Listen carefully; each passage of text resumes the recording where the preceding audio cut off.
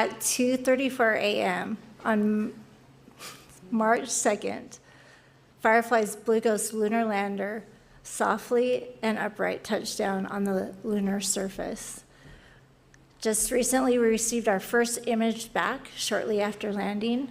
This image shows the moon's surface and the top-down view of the lander's RCS thrusters, with the sun glare a little off to the right.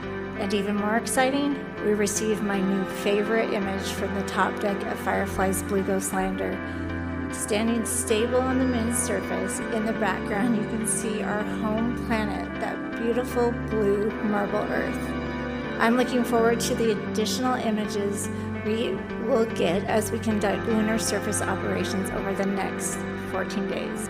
I want to leave you with one more incredible, breathtaking image from the moon.